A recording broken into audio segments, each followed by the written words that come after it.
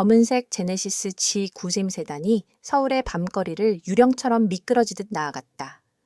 차창 밖으로는 현란한 넌사인과 빌딩 숲의 불빛이 쉴 새 없이 스쳐 지나갔지만 최고급 가죽과 방음제로 마감된 차 안은 깊은 정적만이 감돌았다. 운전석에 앉은 남자는 한치의 흐트러짐도 없는 자세로 운전대를 잡고 있었다. 이름은 김진우, 직업은 수행기사. 적어도 뒷좌석에 앉은 여자에게는 그랬다. 남자의 진짜 이름은 강지훈. 대한민국 IT와 투자업계를 주무르는 거대 기업, 아우라그룹의 베일에 쌓인 회장이었다. 수조 원의 자산을 움직이고 그의 말 한마디에 시장이 요동치는 사람이었지만 지금 그는 값싼 검은색 정장을 입고 과묵한 운전기사 행세를 하고 있었다. 모든 것은 이 시험을 위해서였다. 뒷좌석의 여자. 서유진은 지훈의 아내이자 JBC 방송국의 간판 탐사 보도 전문 기자였다. 그녀는 태블릿 PC에서 눈을 떼지 못했다. 날카롭게 빛나는 눈동자는 화면 속의 복잡한 기업 지배 구조와 자금 흐름도를 좇고 있었고 굳게 담은 입술은 그녀가 얼마나 이 일에 몰두하고 있는지를 보여주었다. 다 왔습니다. 지훈이 낮은 목소리로 말했다. 유진은 그제야 고개를 들어 창밖을 확인했다. 약속 장소는 한강변의 인적 드문 주차장이었다. 가로등 불빛마저 희미한 곳. 비밀스러운 만남에 더할 나위 없이 좋은 것이 괜찮고 츤츤. 잠장 장소 부에 가오셨다. 15분. 길어지면 30분. 무슨 일 있으면 바로 전화할 테니 멀리 가지 말고 대기해요. 김 기사님. 유진은 짧게 용건만 말하고는 차에서 내렸다. 그녀의 목소리에는 남편에게 말할 때와는 다른 업무적인 딱딱함이 배어 있었다. 지훈은 익숙하다는 듯 고개를 끄덕였다. 그녀가 어둠 속으로 사라지는 모습을 백미러로 확인한 그는 차의 시동을 끄지 않은 채 눈을 감았다. 이 미친 짓을 시작한 지 일주일이 지났다. 아내의 운전기사가 되겠다고 결심했을 때 그의 충직한 비서인 박 이사는 거의 기절할 뻔했다. 회장님, 세상에 어느 재벌 총수가 아내의 운전기사 노릇을 합니까? 위험천만합니다. 하지만 지훈의 결심은 확고했다. 그와 유진의 결혼 생활은 위태로웠다. 처음 만났을 때 지훈은 이제 막 사업을 일으키던 평범한 사업가였고 유진은 열정 넘치는 신입 기자였다. 서로의 꿈을 응원하고 작은 옥탑방에서 미래를 그리던 시절이 있었다. 그러나 아우라그룹이 기하급수적으로 성장하면서 모든 것이 변했다. 집은 궁궐 같은 펜트하우스로 바뀌었고 그들의 사이에는 돈이라는 거대한 벽이 생겨났다. 유진은 아우라그룹의 안주인이라는 수식어를 끔찍이도 싫어했다. 그녀는 자신의 이름, 기자 서유진으로 기억되길 원했다. 그래서 더욱더 일에 매달렸다. 특종을 터뜨리고 거악을 파헤치며 자신의 존재 가치를 증명하려 했다. 그럴수록 두 사람의 대화는 줄어들었고 함께하는 시간은 사라졌다. 지훈은 텅 빈 집을 홀로 지키는 날이 많아졌다. 그는 궁금했다. 자신이 강지훈이 아니라면, 아우라그룹의 회장이 아니라면 유진은 여전히 자신을 사랑할까? 그녀가 목숨처럼 여기는 그 일이라는 것이 대체 무엇이기에 남편인 자신을 이토록 외롭게 만드는 걸까? 그는 그녀의 세계를 가장 가까이에서 그녀가 모르는 방식으로 지켜보고 싶었다. 그래서 그는 김진우가 되었다. 지훈은 눈을 뜨고 운전석 앞에 작은 모니터를 켰다. 자동차는 평범한 세단으로 보였지만 내부에는 아우라그룹의 최첨단 보안 기술이 집약되어 있었다. 그는 버튼 하나로 차 주변의 소리를 증폭시켜 들을 수 있는 고성능 마이크를 활성화했다. 유진이 접선 중인 제보자와 나누는 대화가 희미하게 들려왔다. 태산건설 양민준 회장의 비자금 장부입니다. 이건 빙산의 일각이에요. 정관계 로비 명단도 들어 있습니다. 확실한 겁니까? 이걸 터뜨리면 당신도 무사하지 못할 겁니다. 유진의 목소리는 떨림없이 단호했다. 어차피 이대로는 죽은 목숨입니다. 양 회장은 배신자를 용서하지 않아요. 이걸로 그를 무너뜨릴 수만 있다면 기자님만 믿겠습니다. 대화 내용을 들은 지훈의 미간이 좁혀졌다. 태산건설의 양민준, 건설업계의 무법자로 불리는 인물이었다. 온갖 불법적인 방법으로 회사를 키웠고 방해가 되는 자는 수단과 방법을 가리지 않고 제거하는 것으로 악명이 높았다. 지훈 역시 사업상 몇 번 마주친 적이 있었지만 그의 탐욕스럽고 잔인한 눈빛을 기억하고 있었다. 그런 자를 상대로 유진이 혼자서 싸우고 있었던 것이다. 심장이 차갑게 식는 것 같았다. 이것은 단순한 기업 비리 고발이 아니었다. 호랑이 굴에 제 발로 걸어 들어가는 것과 마찬가지였다. 분노가 치밀었다. 왜 자신에게 한마디 상의도 하지 않았는가? 하지만 이내 자조적인 쓴웃음을 지었다. 자신이 이런 상황을 만든 것이나 다름없었다. 그녀에게 자신은 그저 돈 많은 남편일 뿐 함께 싸울 동지라고는 생각하지 않았을 터였다. 잠시 후 유진이 초조한 얼굴로 차에 돌아왔다. 그녀의 손에는 작은 USB 메모리 하나가 들려 있었다. 방송국으로 가주세요. 최대한 빨리. 그녀의 목소리는 다급했다. 지우는 아무 말 없이 차를 출발시켰다. 사이드미러를 통해 보이는 그녀의 얼굴은 창백하게 질려 있었지만 눈은 오히려 결연한 의지로 불타고 있었다. 저런 모습에 자신이 반했었다. 세상의 불의와 타협하지 않는 고든 신념, 위험 앞에서도 물러서지 않는 용기. 하지만 이제 그 용기가 그를 미치도록 불안하게 만들었다. 차는 다시 서울의 화려한 밤 속으로 합류했다. 지우는 평소보다 조금 더 속력을 냈다. 유진은 창밖을 보며 깊은 생각에 잠겨 있었다. 그녀는 지금쯤 머릿속으로 기사 내용을 구상하고 보도 순서를 짜고 있을 것이다. 자신의 옆, 운전석에 앉은 남편이 자신을 지키기 위해 거대한 전쟁을 준비하고 있다는 사실은 꿈에도 모른 채 방송국에 도착하자 유진은 수고했어요. 라는 한마디를 남기고 바쁘게 건물 안으로 뛰어들어갔다. 지우는 그녀가 완전히 사라질 때까지 그 자리에 서 있었다. 그리고는 휴대폰을 꺼내 박 이사에게 문자를 보냈다. 태산건설 양민준 회장, 관련된 모든 것을 샅샅이 조사해 자금 흐름, 약점, 인맥, 사생활까지, 먼지 한 톨까지 전부. 답장은 즉시 도착했다. 알겠습니다. 회장님. 지우는 다시 채 올라탔다. 이제 시험의 본질이 바뀌었다. 이것은 더 이상 아내의 마음을 확인하는 유치한 놀이가 아니었다. 아내를 지키기 위한 전면전의 시작이었다. 운전기사 김진우의 얼굴 뒤에서 아우라그룹의 회장 강지훈의 눈이 차갑게 빛나고 있었다. 그는 세상에서 가장 강력한 힘과 부를 가졌지만 지금 이 순간 그가 가장 지키고 싶은 것은 돈으로 살 수 없는 바로 그의 아내 서유진이었다. 그날 밤 유진은 편집국에서 밤을 새웠다. 제보받은 자료를 분석하고 동료들과 보도 계획을 세우느라 여념이 없었다.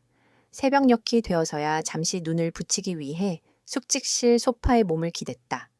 피곤에 지친 그녀의 머릿속에는 오직 양민준 회장을 무너뜨릴 생각뿐이었다. 남편의 빈자리를 느낄 겨를조차 없었다. 같은 시각, 도시의 가장 높은 곳에 위치한 펜트하우스에서 지우는 잠들지 못했다. 거실의 거대한 통유리창 너머로 서울의 야경이 별처럼 펼쳐져 있었다. 손에는 고급 와인이 담긴 잔이 들려 있었지만 그는 한 모금도 마시지 않았다. 박 이사가 보내온 태산건설에 대한 1차 보고서가 그의 태블릿 화면에 떠 있었다. 보고서의 내용은 상상 이상으로 추악했다. 정관계, 로비, 불법 자금 세탁, 하청업체 착취, 심지어 의문의 사고로 위장된 살인교사 혐의까지. 양민주는 법 위에 군림하는 괴물이었다. 이런 자를 상대로 유진은 고작 USB 하나와 기자로서의 신념만으로 맞서려 하고 있었다. 지우는 자리에서 일어나 서재로 향했다. 벽면 하나를 가득 채운 책장을 밀자 숨겨진 공간이 나타났다. 그곳은 아우라그룹의 모든 정보를 통제하는 비밀 서버실이자 강지훈만의 작전 지휘 본부였다. 수십 개의 모니터에는 복잡한 데이터와 실시간 위성화면, 보안 카메라 영상들이 쉴 새 없이 흘러가고 있었다. 그는 김진우라는 인물의 신상 정보를 화면에 띄웠다. 전과 기록 하나 없는 평범한 중년 남성, 과거 경호업체에서 근무한 이력, 모든 것은 박 이사가 완벽하게 꾸며낸 것이었다. 하지만 이것만으로는 부족했다. 양민준이 유진의 뒤를 캐기 시작하면 이 가짜 신부는 금방 탄로 날 수 있었다. 더 깊은 방어벽을 구축해야겠어. 지우는 직접 키보드를 두드리기 시작했다. 그의 손가락이 현란하게 움직이며 수많은 코드 라인을 만들어냈다. 그는 김진우의 가상 과거를 창조하고 있었다. 존재하지 않았던 동료, 가짜 은행 거래 내역, 심지어 SNS 활동 기록까지. 국가정보기관이라도 쉽게 뚫을 수 없는 완벽한 디지털 신분을 구축하는 중이었다. 이것이 강지훈의 방식이었다. 그는 눈에 보이는 폭력을 사용하지 않았다. 대신 정보를 무기로 삼고 돈의 흐름을 조종하여 상대를 질식시켰다. 양민준이 유진에게 손을 대기 전에 그의 돈줄과 인맥을 먼저 끊어버릴 생각이었다. 유진은 정의를 위해 정면으로 돌파하는 스타일이라면 지우는 어둠 속에서 적의 심장을 노리는 전략가였다. 창밖이 서서히 밝아오기 시작했다. 밤샘 작업에도 지우는 지친 기색이 없었다. 오히려 그의 눈은 더욱 형형하게 빛났다. 시험은 시작되었고 판은 깔렸다. 그는 아내의 가장 든든한 방패이자 가장 날카로운 창이 될 준비를 마쳤다. 과묵한 운전기사. 김진우는 오늘도 아내를 데리러 갈 것이다. 그리고 세상은 곧 알게 될 것이다. 잠자는 사자의 코털을 건드린 자의 최후가 얼마나 비참한지를. 그는 이 모든 것을 유진이 모르게 그녀의 명예와 자존심을 지켜주면서 해낼 생각이었다. 그것이 그가 아내를 사랑하는 방식이었다. 다음 날 아침, 강지우는 김진우로서의 하루를 시작했다. 그는 약속된 시간보다 30분 먼저 펜트하우스의 지하 주차장에서 서유진을 기다렸다. 밤새 그의 팀은 태산건설의 어두운 단면들을 낱낱이 파헤쳐 보고서로 올렸다. 그 내용을 확인한 지훈의 마음은 무거운 분노로 가득 차 있었다. 하지만 그의 얼굴은 어제와 마찬가지로 아무런 감정을 드러내지 않는 무표정한 가면과도 같았다. 곧 유진이 피곤한 기색이 역력한 얼굴로 주차장으로 내려왔다. 밤샘 근무로 화장기 없는 얼굴은 창백했지만 그녀의 눈빛만은 여전히 날카롭게 살아 있었다. JBC 방송국으로 부탁해요. 뒷자리에 앉으며 그녀가 짧게 말했다. 지우는 말없이 고개를 끄덕이며 부드럽게 차를 출발시켰다. 차 안에는 어색한 침묵이 흘렀다. 유진은 어제 입수한 USB의 내용을 정리한 서류를 검토하기 시작했고 지우는 룸미러를 통해 그런 그녀의 모습을 조용히 살폈다. 그는 지금 그녀에게 달려가 모든 것을 말하고 위험한 일에서 당장 손을 떼라고 소리치고 싶은 충동을 억눌렀다. 하지만 그것이 유진의 자존심과 신념을 꺾는 일이라는 것을 알기에 그는 침묵하는 운전기사의 역할을 계속할 수밖에 없었다. 방송국으로 향하던 중 유진의 휴대폰이 짧게 울렸다. 발신자 번호 표시 제안으로 온 문자 메시지였다. 세상에는 묻어둬야 더 아름다운 이야기도 있는 법입니다. 당신이 사랑하는 사람들을 위해서라도. 유진의 눈동자가 순간 흔들렸다. 심장이 쿵 하고 내려앉는 기분이었다. 명백한 협박이었다. 하지만 상대가 누구인지, 어떻게 자신의 번호를 알았는지 짐작조차 할 수 없었다. 그녀는 본능적으로 휴대폰 화면을 가리며 주변을 살폈다. 하지만 차 안에는 과묵한 운전기사뿐이었다. 그녀는 애써 태연한 척하며 휴대폰을 가방에 집어넣었다. 하지만 그 미세한 변화를 지훈이 놓칠 리 없었다. 룸미러에 비친 그녀의 얼굴이 순간 굳어지고 호흡이 가빠지는 것을 그는 정확히 포착했다. 무슨 일이 생겼음을 직감한 그는 채 내장된 통신 감청 장비를 은밀하게 작동시켰다. 유진의 휴대폰으로 수신된 메시지 내용이 그의 앞쪽 대시보드 스크린에 조용히 떠올랐다. 세상에는 묻어둬야 더 아름다운 이야기도 있는 법입니다. 당신이 사랑하는 사람들을 위해서라도. 지훈의 손이 운전대를 강하게 움켜쥐었다. 손등에 힘줄이 선명하게 돋아났다. 감히 내 아내를. 그것도 가족을 들먹이며 협박을 해 그의 눈에 차가운 살기가 번졌다. 양민준이 보낸 경고임이 틀림없었다. 생각보다 상대의 반응이 빨랐다. 어젯밤 제보자를 만난 사실이 벌써 새어나간 것이다. 사모님, 어디 불편하십니까? 지훈이 감정을 숨긴 채 나직하게 물었다. 유진은 깜짝 놀라며 고개를 저었다. 아니요, 괜찮아요. 그냥 일이 좀 복잡해서요. 그녀는 자신의 불안감을 운전기사에게 드러내고 싶지 않았다. 하지만 지훈은 이미 모든 것을 알고 있었다. 그는 즉시 박 이사에게 암호화된 메시지를 보냈다. 발신자 추적. 5분 내로 방송국에 도착한 유진은 평소보다 더 서둘러 차에서 내렸다. 그녀의 어깨는 미세하게 떨리고 있었다. 그 뒷모습을 보며 지훈은 결심했다. 더 이상 방어만 하고 있을 수는 없다고. 오후가 되자 유진에게서 연락이 왔다. 추가 취재를 위해 경기도 외곽의 한 물류 창고로 가야 한다는 것이었다. 그곳은 태산건설이 하청업체에 불법적인 압력을 행사했던 현장이었다. 지훈은 즉시 차를 몰아 그녀를 태웠다. 서울의 복잡한 도심을 벗어나자 도로는 한산해졌다. 바로 그때였다. 지훈은 룸미러를 통해 뒤따라오는 낡은 덤프트럭 한 대를 발견했다. 처음에는 우연이라고 생각했다. 하지만 그 트럭은 이상할 정도로 그들의 차와 간격을 유지하며 끈질기게 따라붙었다. 도로에 다른 차들이 거의 없음에도 불구하고 차선을 바꾸지 않았다. 지훈의 온몸의 감각이 곤두섰다. 김 기사님, 조금 더 빨리 갈 수 있을까요? 약속 시간이 늦을 것 같아서요. 유진이 서류에서 눈을 떼며 말했다. 안전벨트를 꽉 매주십시오. 사모님. 지훈이 평소와 다른 낮고 단호한 목소리로 말했다. 유진이 의아한 표정을 짓는 순간 뒤따르던 덤프트럭이 갑자기 속도를 높이며 지구심의 뒷공무니에 바짝 붙었다. 크앙 하는 위협적인 엔진 소리가 차 안까지 울렸다. 뭐야? 유진이 뒤를 돌아보며 경악했다. 트럭 운전석의 남자는 검은 모자를 깊게 눌러쓰고 있어 얼굴이 보이지 않았다. 쾅! 엄청난 충격과 함께 차가 휘청거렸다. 덤프트럭이 그대로 G90의 후미를 들이받은 것이다. 유진이 비명을 지르며 앞으로 쏠렸다. 안전벨트가 아니었다면 앞 유리에 머리를 부딪혔을 것이다.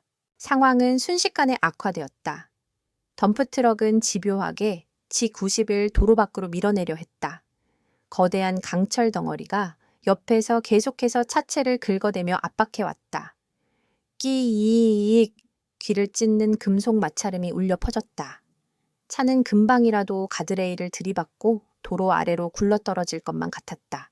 공포에 질린 유진이 운전석을 바라보았다.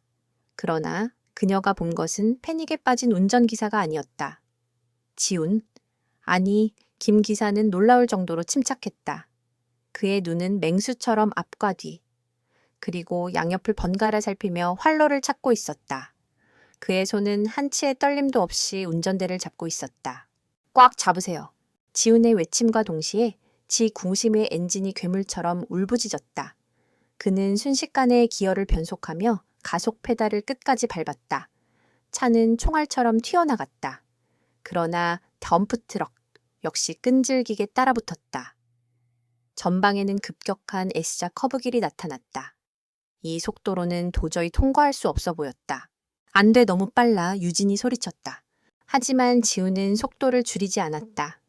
오히려 그는 커브의 정점에서 운전대를 반대 방향으로 꺾으며 사이드 브레이크를 당겼다.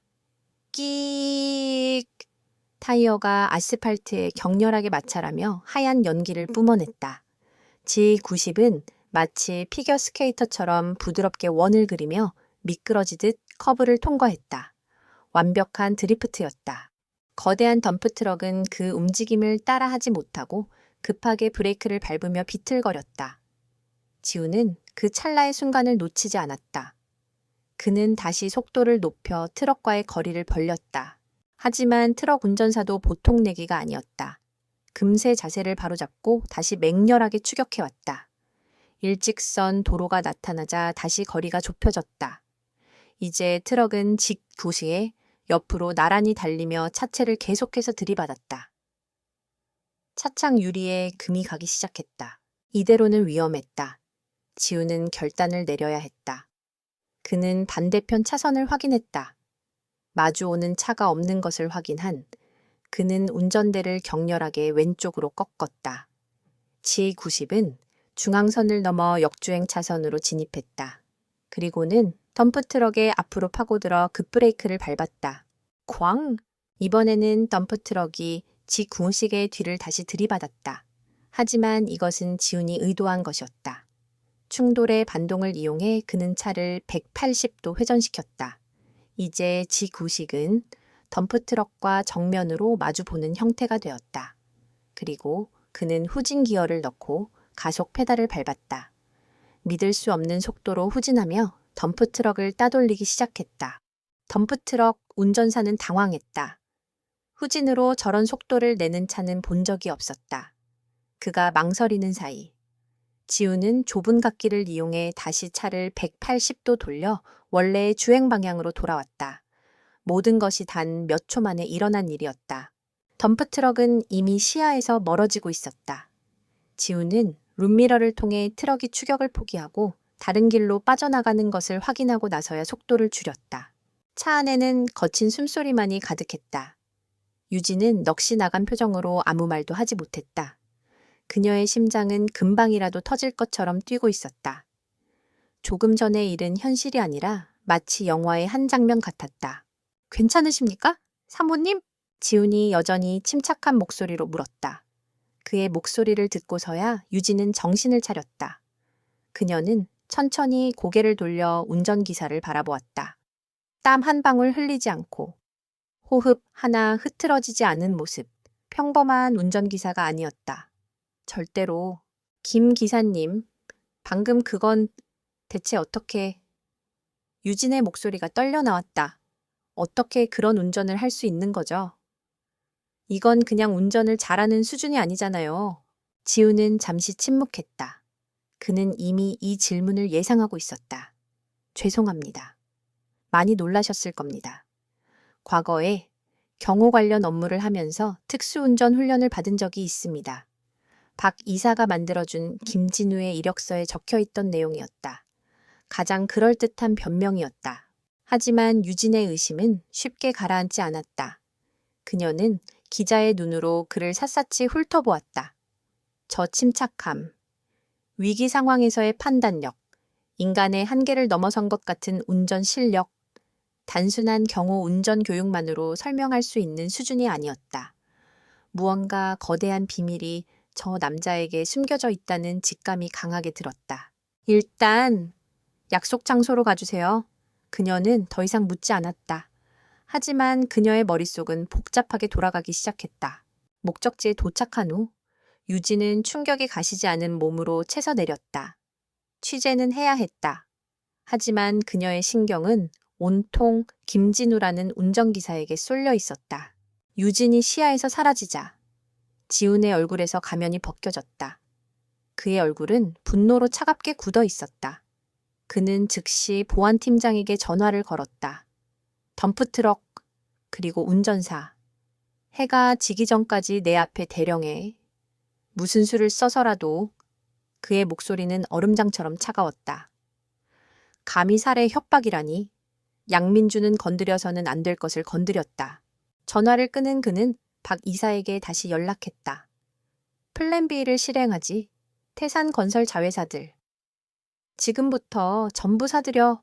자금줄을 말려버릴 거야. 양민준이 숨 쉴 틈도 주지 마. 수화기 너머로 박 이사의 단호한 목소리가 들려왔다. 알겠습니다. 회장님, 전쟁을 시작하겠습니다. 그날 밤 유진은 자신의 사무실 책상에 앉아 있었다. 눈앞에는 태산 건설 관련 자료가 산더미처럼 쌓여 있었지만 그녀는 좀처럼 집중할 수 없었다. 그녀의 머릿속은 온통 낮에 있었던 자동차 추격전과 운전기사 김진우의 얼굴로 가득했다. 그녀는 인터넷 검색창을 열었다. 그리고 망설이다가 김진우라는 이름을 입력했다. 수많은 동명이인이 검색되었다. 그녀는 포기하지 않고 경호 운전, 특수 훈련 등의 키워드를 조합하며 검색을 계속했다. 하지만 그에 대한 어떤 유의미한 정보도 찾을 수 없었다. 마치 유령 같았다. 결국 그녀는 새로운 워드 파일을 하나 열었다. 그리고 파일의 이름을 이렇게 저장했다. 김진우에 대한 조사. 시험을 하는 자와 시험을 당하는 자. 이제 그 역할이 미묘하게 뒤바뀌기 시작했다. 거대한 폭풍의 전조가 보이지 않는 곳에서부터 조용히 움트고 있었다. 태산건설의 꼭대기층. 양민준 회장의 집무실은 그의 오만함을 그대로 빼닮아 있었다. 도시 전체를 발 아래에 둔 듯한 거대한 유리창, 고대 왕의 옥좌를 연상시키는 거대한 책상, 그리고 벽 한쪽에 걸린 사냥으로 박제된 호랑이 머리까지. 모든 것이 그의 탐욕과 권력욕을 과시하고 있었다. 양민주는 방금 보고를 받았다. 서유진이라는 기자를 경고하려던 계획이 실패로 돌아갔다는 내용이었다. 그의 신복인 조 이사가 고개를 숙인 채 떨고 있었다. 덤프트럭. 그런 원시적인 방법으로 일을 처리하라고 누가 시켰나? 양민준의 손에 들려있던 골프채가 허공을 날카롭게 갈랐다. 휙 하는 소리와 함께 조 이사의 뺨 바로 옆을 스쳐 지나갔다. 조 이사는 숨조차 제대로 쉬지 못했다. 죄송합니다. 회장님, 운전기사가 예상외의 실력자였습니다. 단순한 사고로 위장하려던 것이 변명은 집어치워 그깟 계집애 하나 제대로 처리 못해서 이를 이 지경으로 만들어 JBC 방송국은 벌써 후속 보도를 준비하고 있다는 소식까지 들려온다. 양민주는 골프채를 바닥에 내던졌다. 쨍그랑지 하는 파열음과 함께 고급 크리스털 재떨이가 박살났다. 그의 눈은 분노로 이글거렸다. 그는 법 위에 군림하는 삶에 익숙했다. 감히 자신의 제국에 흠집을 내려는 자는 누구든 용서하지 않았다. 이번에는 실수 없이 처리해. 사고처럼 보일 필요도 없어. 그냥 없애버려. 이 땅에서 조용히 사라지게 만들란 말이다. 알아들었나? 네. 회장님 명심하겠습니다. 조 이사는 허둥지둥 집무실을 빠져나왔다. 그의 등 뒤로 양민준의 차가운 목소리가 비수처럼 날아와 꽂혔다. 그리고 그 운전기사 놈도 같이 감히 내 일을 방해한 대가가 뭔지 똑똑히 보여줘. 같은 시각. JBC 방송국 탐사보도팀 사무실은 전쟁터를 방불케 했다. 서유진과 그녀의 팀원들은 밤샘 작업으로 퀭한 눈을 하고서도 컴퓨터 모니터에서 눈을 떼지 못했다. 자동차 추격 전의 충격은 그녀의 투지를 더욱 불태웠다. 자신을 위협할수록 그 뒤에 더 거대한 무언가가 숨겨져 있다는 확신이 들었기 때문이다. 마침내 그들의 노력이 결실을 보았다. 어제 제보자에게 받은 USB 속 암호화된 파일들이 마침내 해독되었다. 화면에 떠오른 것은 거미줄처럼 얽히고 설킨 자금의 흐름도였다. 수십 개의 유령의 회사를 거쳐 조성된 비자금은 천문학적인 액수였다. 찾았어요, 이 유령 회사들. 전부 태산건설의 조이사 명의로 된 페이퍼 컴퍼니와 연결됩니다. 팀의 막내 기자가 흥분해서 외쳤다. 그리고 이 자금의 최종 목적지는 유진이 마우스를 클릭하자 익숙한 이름들이 화면을 가득 메웠다. 현직 국회의원, 고위급 검찰 간부, 언론사 사주까지. 대한민국을 움직이는 권력자들이 양민준의 검은 돈을 받고 그의 방패막이가 되어주고 있었던 것이다. 사무실의 모두가 숨을 죽였다. 이것은 단순한 기업 비리가 아니었다. 국가의 근간을 뒤흔드는 거대한 부패의 카르텔이었다. 유진은 주먹을 불끈 쥐었다. 심장이 격렬하게 뛰었다. 두려움 때문이 아니었다. 기자로서의 사명감이 그녀의 온몸을 뜨겁게 만들고 있었다. 오늘 밤 9시 뉴스에 전부 내보냅니다. 팀장님께 보고하고 예고편부터 송출해주세요. 더 이상 미룰 수 없습니다. 유진이 결연하게 선언했다. 그녀는 이것이 얼마나 위험한 일인지 알고 있었다. 하지만 여기서 멈춘다면 수많은 피해자들의 고통을 외면하는 것이었다. 한편 도시의 또 다른 곳에서는 강지훈의 보이지 않는 전쟁이 한창이었다. 아우라 그룹의 비밀 지휘본부 네스트 더 네스트에서 그는 수십 개의 모니터를 통해 전황을 지켜보고 있었다. 그의 보안팀은 이미 어젯밤에 덤프트럭, 운전사를 찾아냈다. 경기도의 한 폐차장에서 약에 취해 잠들어 있던 그는 아우라 그룹의 전문 요원들 앞에 속수무책으로 끌려왔다.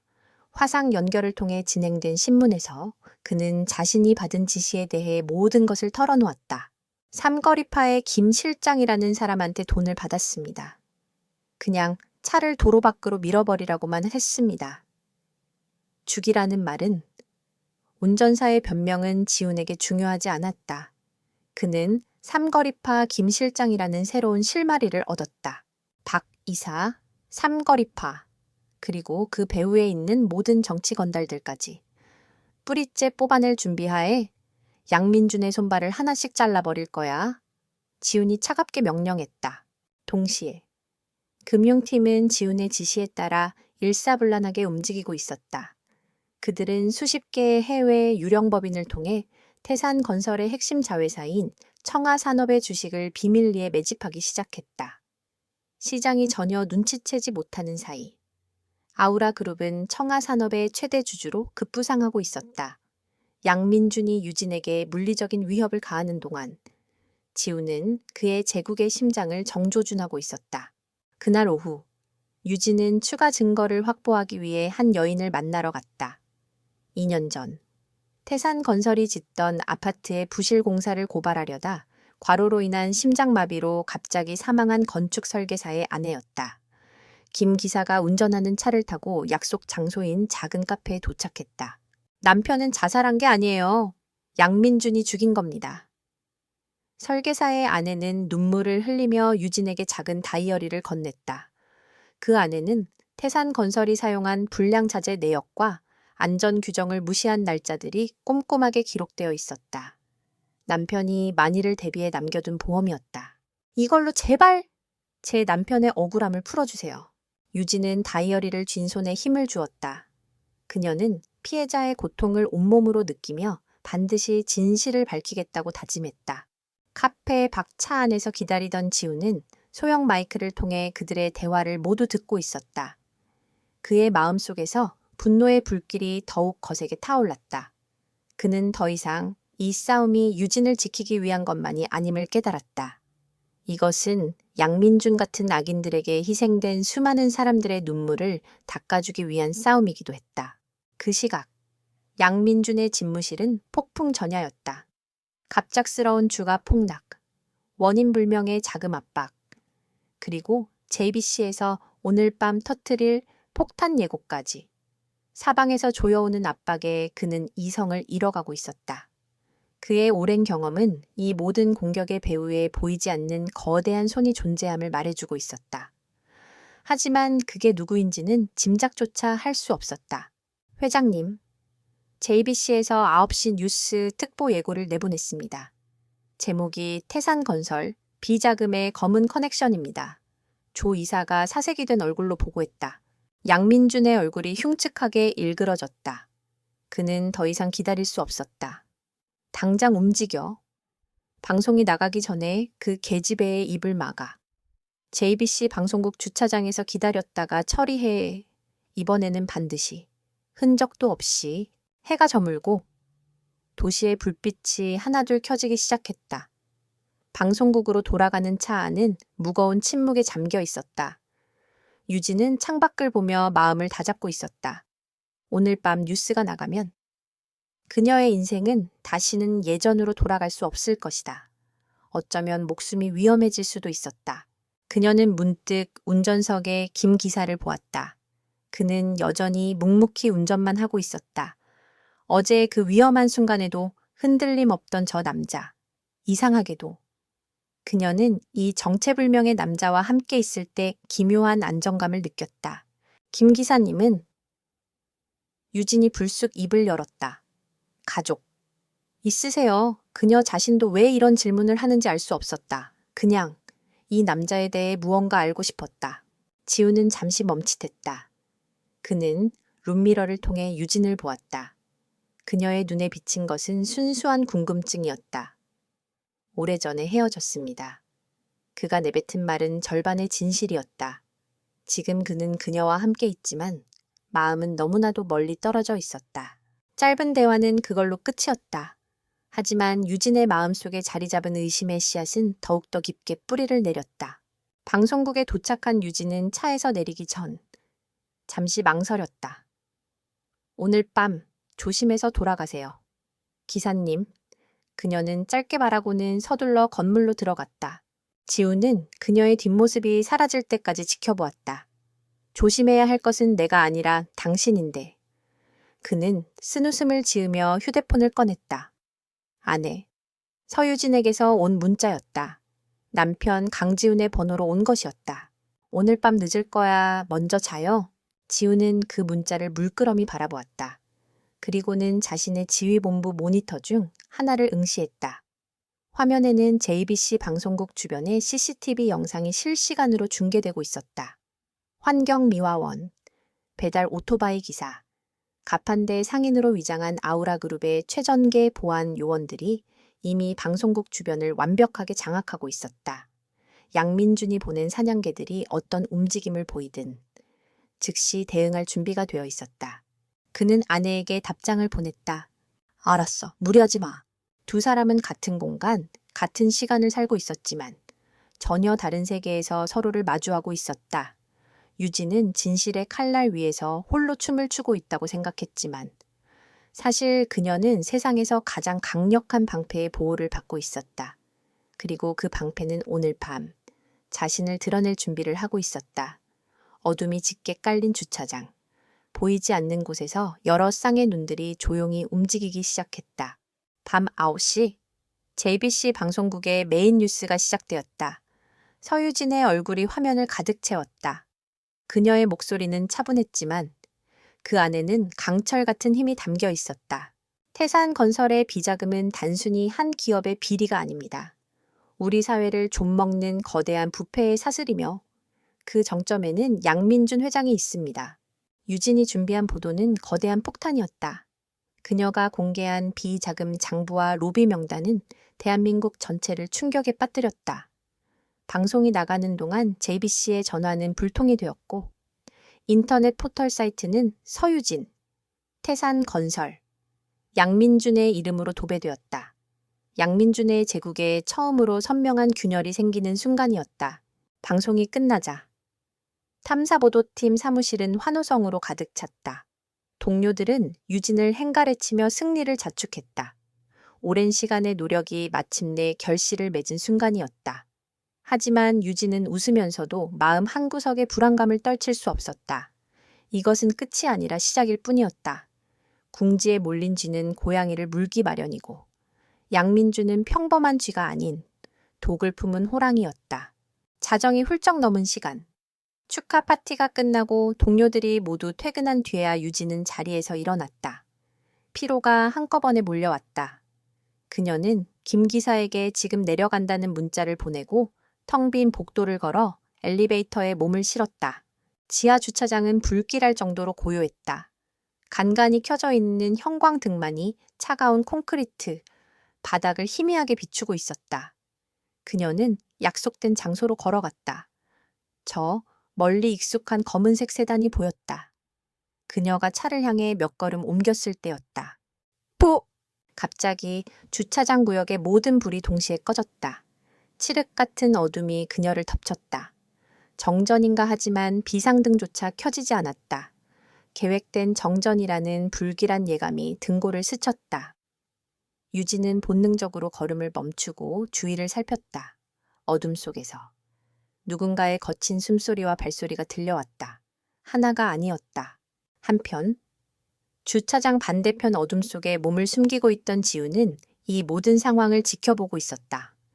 그가 차고 있던 손목시계 형태의 통신 장비에 보안팀의 긴급 보고가 들어왔다. 피후 구역, 목표에게 접근 중인 적대 세력 2명 확인, 명령 대기 중. 지훈의 눈이 어둠 속에서 차갑게 빛났다. 대기, 내가 처리한다. 그는 일부러 그들을 유인한 것이었다. 양민준이 보낸 끈앞풀들의 수준과 목적을 직접 확인하고 싶었다. 그는 소리 없이 차에서 내려 거대한 콘크리트 기둥 뒤로 몸을 숨겼다. 그의 움직임은 어둠에 녹아드는 한 마리 흑표범 같았다. 유진이 뒷걸음질 치는 순간 어둠 속에서 2명의 남자가 뛰쳐나와 그녀의 앞뒤를 박아섰다. 검은 옷, 검은 모자, 전형적인 해결사의 모습이었다. 그들은 아무 말도 하지 않았다. 한 명이 유진의 팔을 거칠게 잡아챘고 다른 한 명은 그녀의 입을 틀어막았다. 유진은 격렬하게 저항했다. 호신술을 배운 대로 상대의 정강이를 걷어차고 팔꿈치로 명치를 찍었다. 하지만 남자는 꿈쩍도 하지 않았다. 오히려 그녀의 몸을 더 강하게 짓눌렀다. 다른 남자가 주머니에서 주사기를 꺼냈다. 바늘 끝이 어둠 속에서 섬뜩하게 빛났다. 단순한 납치가 아니었다. 그들은 처음부터 그녀를 영원히 침묵시킬 생각이었다. 공포가 유진의 온몸을 잠식했다. 이대로 끝인가? 그녀의 눈에 눈물이 차올랐다. 바로 그 순간 어둠 속에서 그림자 하나가 튀어나왔다. 속도는 인간의 것이라고 믿기 힘들 정도였다. 그림자는 주사기를 든 남자의 손목을 정확하게 낚아채 꺾어버렸다. 우두둑 뼈가 부서지는 끔찍한 소리와 함께 남자의 입에서 비명이 터져 나왔다. 주사기가 바닥에 떨어져 나뒹굴었다. 그림자는 멈추지 않고 그대로 남자의 목을 팔꿈치로 가격했다. 남자는 컥 하는 소리와 함께 그대로 바닥에 쓰러졌다. 유진을 잡고 있던 남자는 순식간에 벌어진 일에 당황했다. 그는 유진을 방패 삼아 앞으로 밀치고는 품에서 칼을 꺼내 들었다. 누구냐, 넌. 그림자가 어둠 속에서 천천히 모습을 드러냈다. 서유진의 운전기사, 김진우였다. 하지만 그의 모습은 평소와 완전히 달랐다. 과묵하고 무표정하던 얼굴은 사라지고 그 자리에는 상대를 압도하는 냉혹한 살기가 서려 있었다. 그 여자에게서 손짓. 지훈의 목소리는 낮고 조용했지만 주차장의 공기를 얼려버릴 듯한 힘이 있었다. 칼을 든 남자는 잠시 주춤했지만 이내 다시 칼을 고쳐쥐고 달려들었다. 하지만 상대가 되지 않았다. 지훈은 남자가 휘두르는 칼날을 마치 춤을 추듯 가볍게 피했다. 그는 공격을 하는 대신 계속해서 상대의 중심을 무너뜨리며 압박했다. 남자의 공격은 점점 더 거칠고 조급해졌다. 지훈이 기다린 것은 바로 그 순간이었다. 남자가 크게 칼을 휘두르는 순간, 지훈은 그의 팔 아래로 파고들어 손목 관절을 꺾고 칼을 빼앗았다. 챙구랑 칼이 바닥에 떨어졌다. 남자가 비명을 지를 틈도 없이 지훈의 손이 그의 어깨를 붙잡고 무릎으로 복부를 가격했다. 남자는 그대로 고꾸라져 신음하며 몸을 떨었다. 모든 것은 30초도 채 걸리지 않았다. 전문적으로 훈련받은 암살자와도 같은 군더더기였고 잔혹할 정도로 효율적인 움직임이었다. 지훈은 쓰러진 두 남자를 차갑게 내려다본 후 유진에게 다가갔다. 그는 언제 그랬느냐는 듯이 다시 평소의 무표정한 운전기사로 돌아와 있었다. 괜찮으십니까?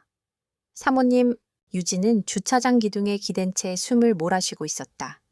그녀는 대답할 수 없었다. 눈앞에서 벌어진 일을 도저히 믿을 수가 없었다. 자신을 공격한 괴한들보다 그들을 순식간에 제압한 저 남자가 더 무서웠다. 그때 주차장 비상등이 켜지며 주변이 희미하게 밝아졌다. 어디선가 나타난 방송국 보안 요원들이 달려와 쓰러진 남자들을 제압하고 경찰에 신고했다. 모든 것이 너무나도 신속하고 조직적으로 이루어졌다. 마치 미리 짜인 각본 같았다. 집으로 돌아오는 차 안, 공기는 얼음장처럼 차가웠다. 유진은 한마디도 하지 않았다. 그녀는 창밖을 보는 척하며 곁눈질로 운전석의 남자를 계속해서 훔쳐보았다. 저 사람은 누구지? 대체 정체가 뭐지? 경호 운전을 좀 배웠다는 말로 설명할 수 있는 수준이 아니었다. 저것은 살인 기술에 가까웠다. 지훈 역시 그녀의 시선을 느끼고 있었다. 자신의 정체가 거의 탈로 났음을 직감했다.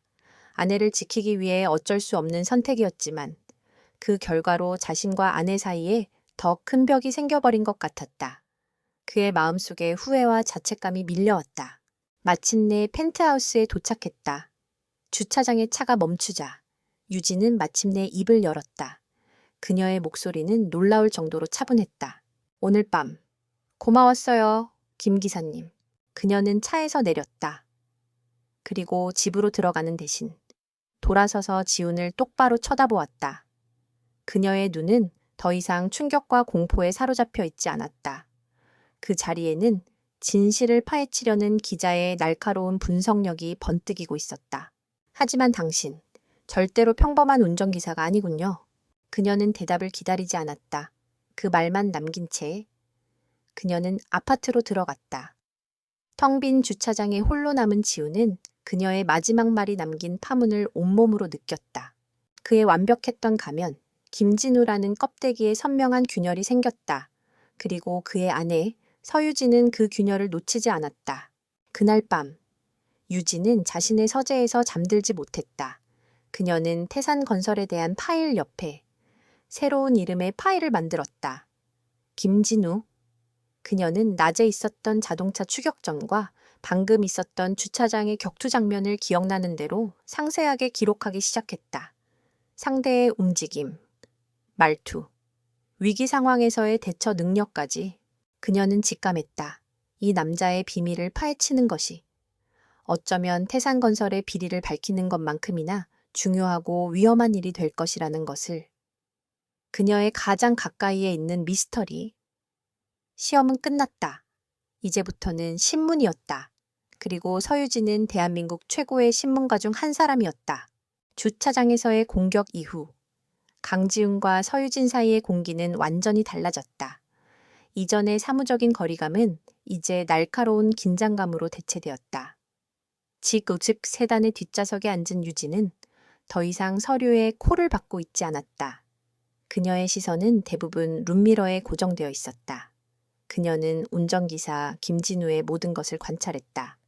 운전대를 잡은 손의 미세한 움직임, 신호를 기다릴 때 굳게 담은 입술, 어둠 속에서도 길을 잃지 않는 침착한 눈빛까지. 그녀는 이제 그에게 말을 걸기 시작했다. 대화는 지극히 일상적인 것들이었지만 모든 질문에는 보이지 않는 가시가 숨어 있었다. 김 기사님은 고향이 어디세요? 서울입니다. 오래전부터 운전 일을 하셨나 봐요. 아주 능숙하시던데 그저 먹고 살기 위해 열심히 했을 뿐입니다. 그의 대답은 언제나 짧고 간결했으며 감정을 읽을 수 없었다. 마치 잘 짜인 각본을 읽는 것 같았다. 파고들 틈을 주지 않는 완벽한 방어벽. 유진은 그 벽 뒤에 무엇이 있는지 알아내야만 했다. JBC 방송국으로 돌아온 유진은 자신의 진짜 무기를 꺼내 들었다. 바로 기자로서의 취재 능력이었다. 그녀는 가장 먼저 경찰청에 근무하는 대학 동기에게 연락했다. 친한 후배의 신원 조회를 부탁하는 척하며 그녀는 김진우의 주민등록번호를 넘겼다. 몇 시간 뒤 동기에게서 전화가 왔다. 유진아, 네가 말한 김진우라는 사람. 신원 조회해봤는데 좀 이상해. 뭐가 이상한데 깨끗해도 너무 깨끗해.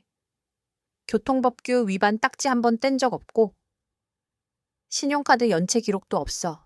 세금도 꼬박꼬박 냈고 전과 기록은 당연히 없고 무슨 성인군자처럼 살아온 사람 같아. 요즘 세상에 이런 사람이 있나 싶을 정도야. 유진의 미간이 좁혀졌다. 완벽하게 깨끗한 과거. 그것은 완벽하게 조작된 과거일 가능성이 높다는 의미였다. 다음 날, 그녀는 일부러 다른 차를 이용해 김진우의 이력서에 적힌 주소지로 향했다. 서울 외곽의 낡은 다세대 주택이었다. 그녀는 건물주를 만나 월세 계약서를 확인하고 이웃들을 상대로 탐문 취재를 시작했다. 모든 것이 사실과 부합하는 것처럼 보였다. 이웃들은 가끔 마주치는데 조용하고 말수가 없는 사람이라고 입을 모았다. 하지만 유진의 예리한 눈은 그 미세한 어색함을 놓치지 않았다. 그 집에는 사람 사는 온기가 없었다. 우편함은 텅 비어 있었고 창문 너머로 보이는 집안의 풍경은 모델하우스처럼 정갈하기만 했다. 이웃들의 증언 역시 마치 누군가에게 교육이라도 받은 듯판에 박은 듯 똑같았다. 김진우는 실제하지만 동시에 유령이었다. 그녀는 깊은 혼란에 빠졌다. 이 남자는 누구일까? 왜 거짓된 신분으로 자신의 곁에 있는 걸까? 자신을 2번이나 구해준 것을 보면 적은 아닌 것 같은데. 그렇다고 아군이라고 믿기에는 너무나도 많은 것을 숨기고 있었다. 혹시 양민준이 심어놓은 또 다른 덫은 아닐까? 아니면 자신이 모르는 제3의 세력이 보낸 사람일까? 머릿속이 복잡하게 얽혀 들어갔다.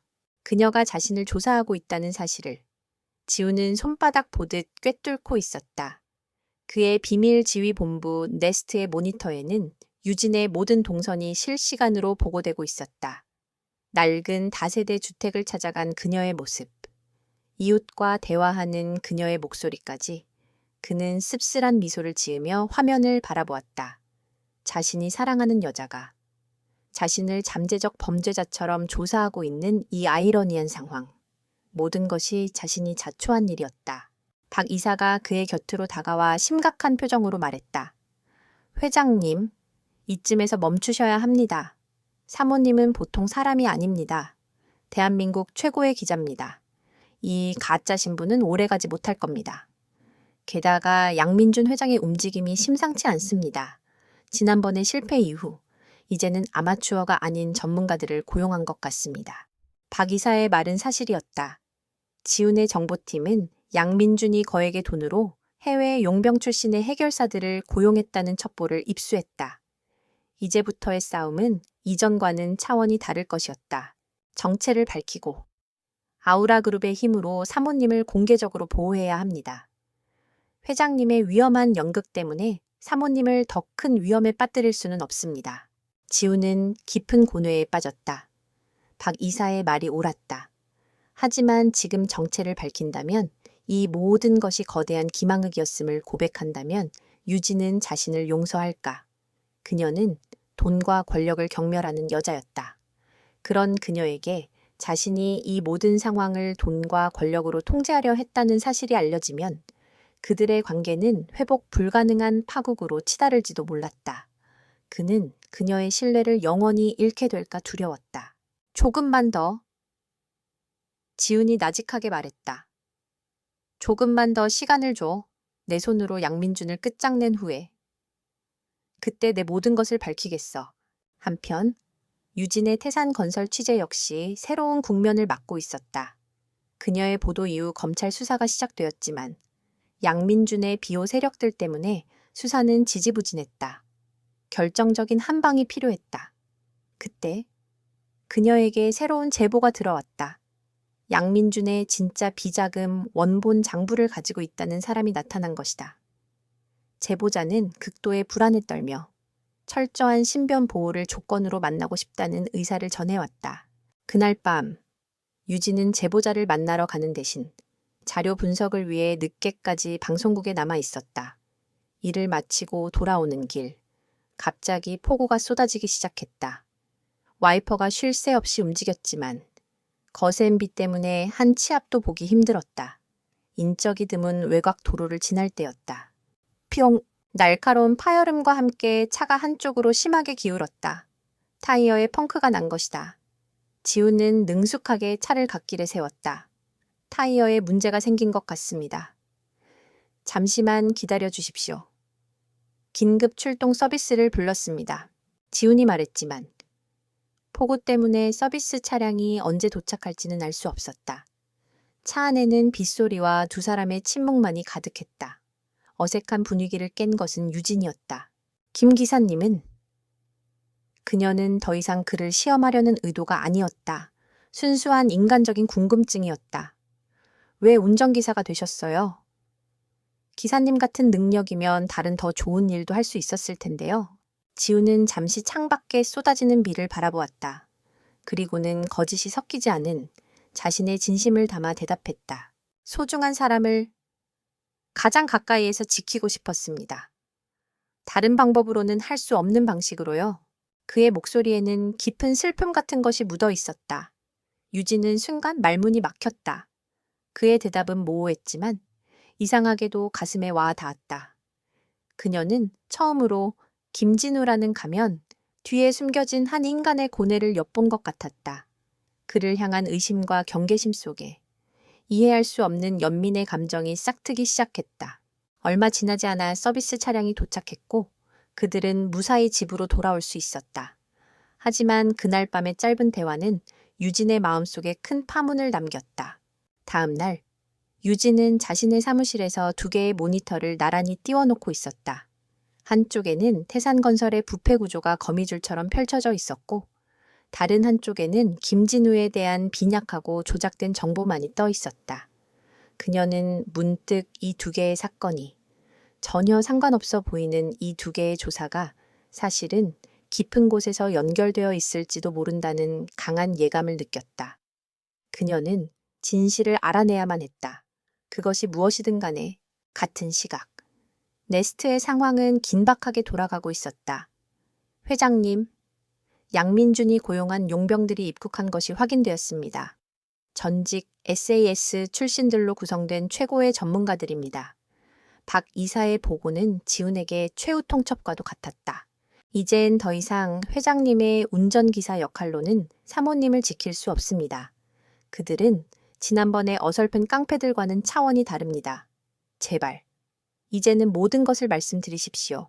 지훈은 모니터 속 유진의 모습을 바라보았다. 그녀는 지친 기색 속에서도 여전히 진실을 향한 의지를 불태우고 있었다. 그를 향한 의심의 눈초리를 거두지 않으면서 면샤는 더디 얹으면서도 세상의 거악과 맞서 싸우기를 포기하지 않는 여자. 그가 사랑한 모습 그대로였다. 그는 더 이상 선택할 시간이 없다는 것을 깨달았다.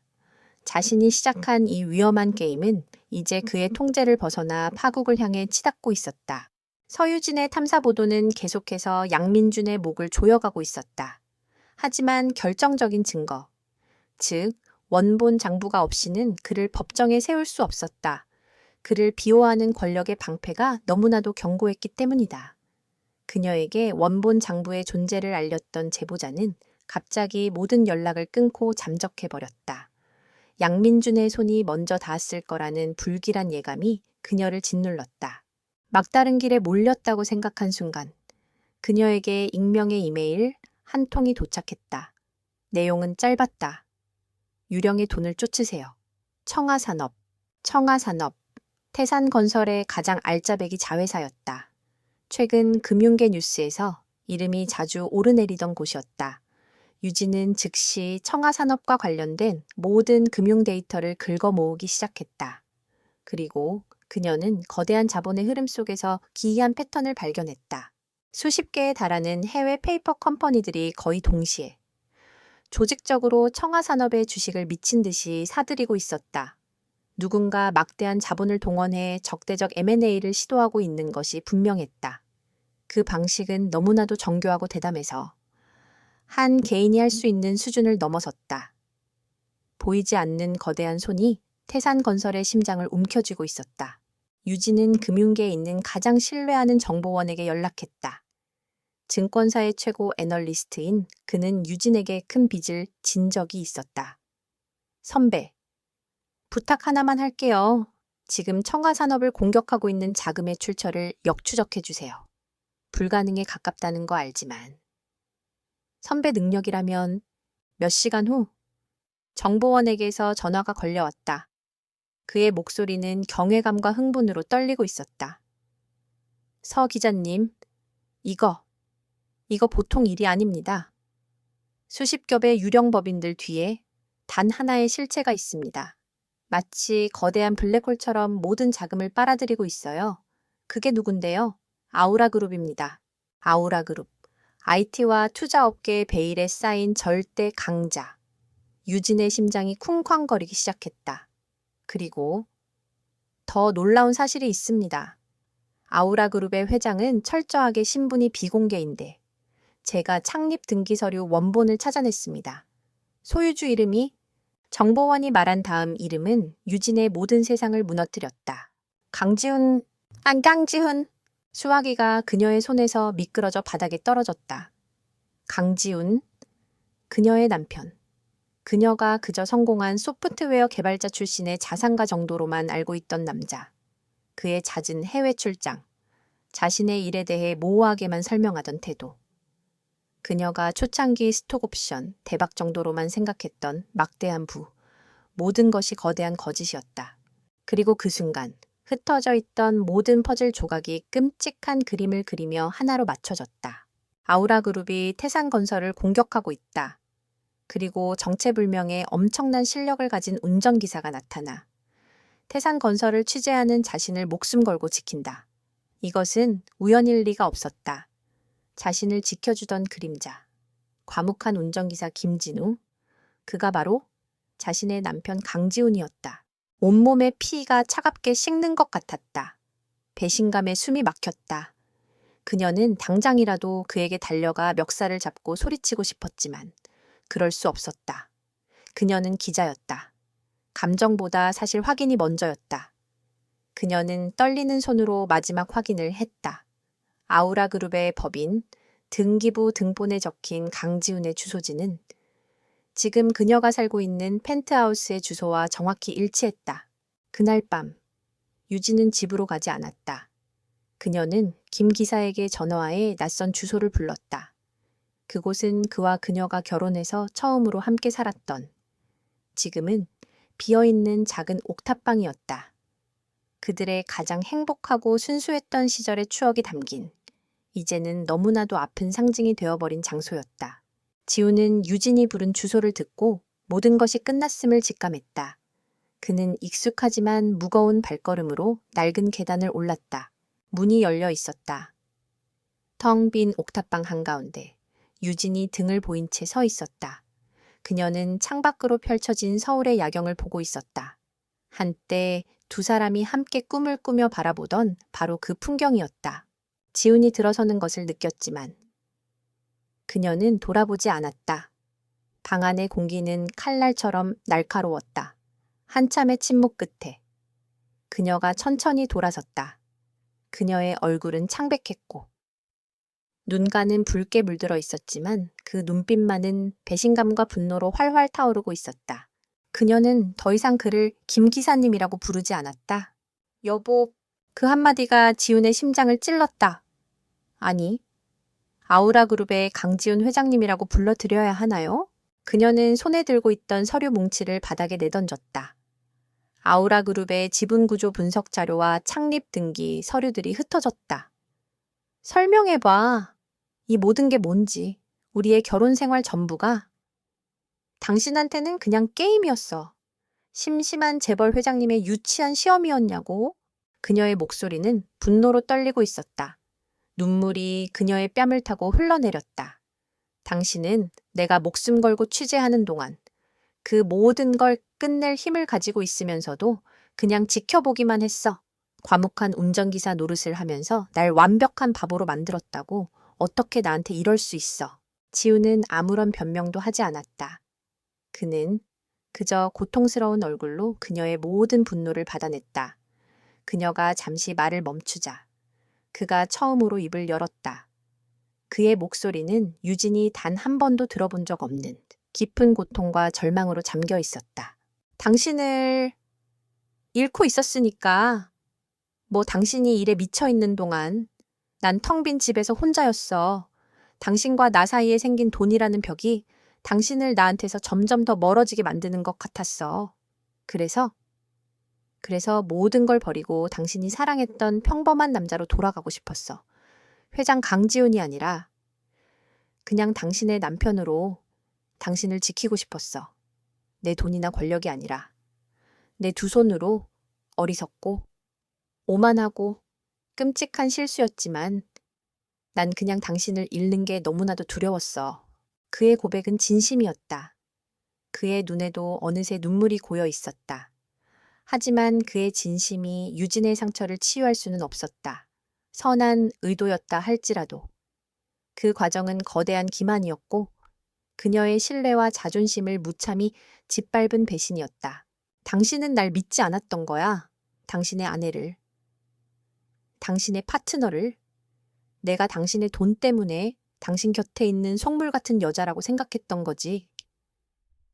그래서 시험했던 거잖아. 안 그래 아니야. 유진아, 절대로. 닥쳐. 유진이 절규했다. 그녀는 더 이상 그의 말을 들을 수 없었다. 나가. 내 눈앞에서 사라져. 지우는 무너져 내리는 아내의 모습을 보며 차마 발을 뗄 수 없었다. 그녀에게 다가가 안아주고 싶었지만 이제 자신에게는 그럴 자격이 없다는 것을 알았다. 그는 천천히 몸을 돌렸다.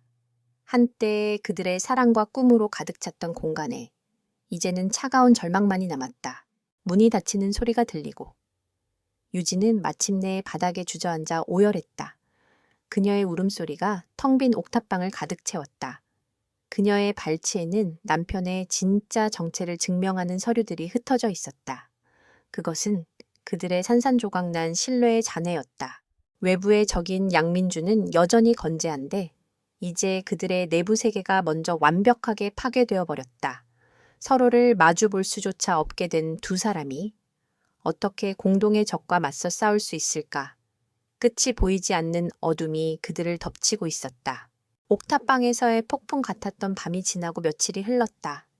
강지훈과 서유진은 서로에게 연락하지 않았다. 유진은 방송국 숙직실과 근처 호텔을 전전하며 집에 들어가지 않았다. 그녀는 일에만 몰두했다. 남편에 대한 배신감과 상처를 잊기 위해 스스로를 일이라는 감옥 속에 가두었다. 하지만 잠적해버린 제보자와 사라진 원본 장부 때문에 태산건설에 대한 취재는 더 이상 나아가지 못하고 벽에 부딪힌 상태였다. 지훈의 시간 역시 지옥 속에서 멈춰 있었다. 그는 네스트에서 뜬 눈으로 밤을 새우며 멀리서 유진을 지켜볼 뿐이었다. 모니터 속 그녀는 눈에 띄게 수척해져 있었다. 그는 당장이라도 달려가 그녀를 품에 안고 모든 것을 되돌리고 싶었지만 이제 자신에게는 그럴 자격이 없었다. 대한민국 경제계를 호령하는 아우라 그룹의 회장이었지만 정작 아내의 무너진 마음 하나 되돌릴 수 없는 무력한 남편일 뿐이었다.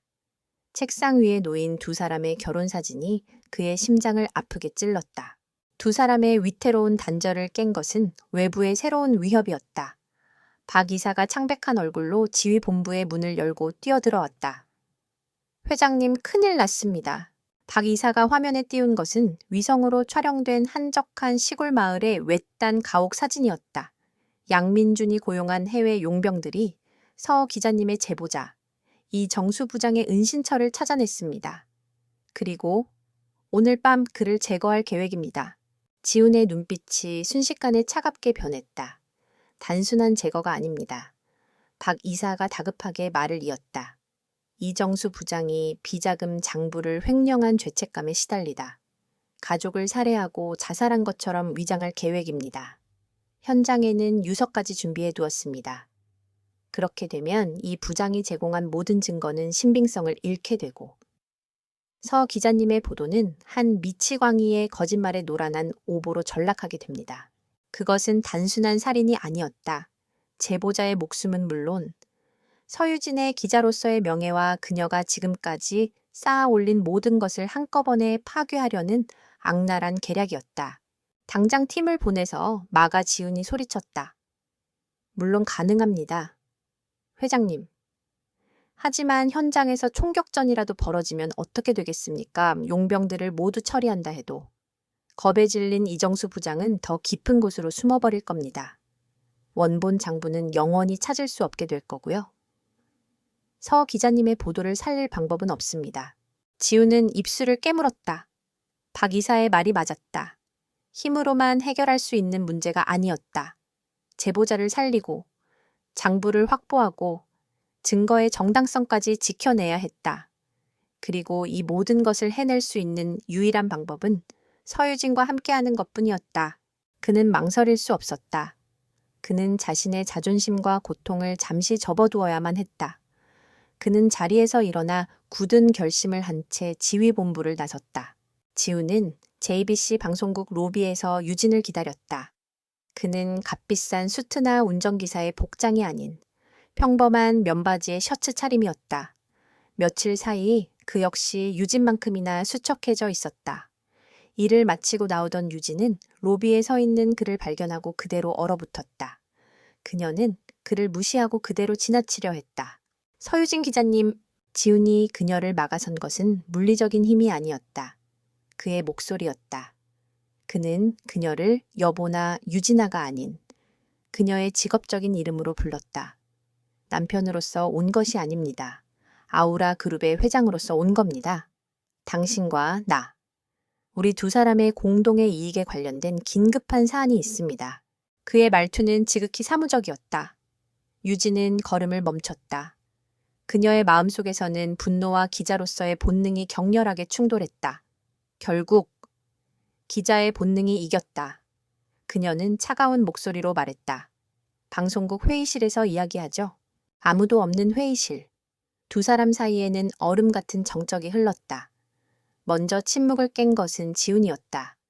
그는 테이블 위에 태블릿 PC를 올려놓고 화면을 켰다. 화면에는 낯선 외국인 남자들의 사진과 신상 정보, 이정수 부장의 은신처 도면, 그리고 그 주변에 배치된 감시 장비들의 위치가 상세하게 표시되어 있었다. 양민준이 고용한 용병들입니다.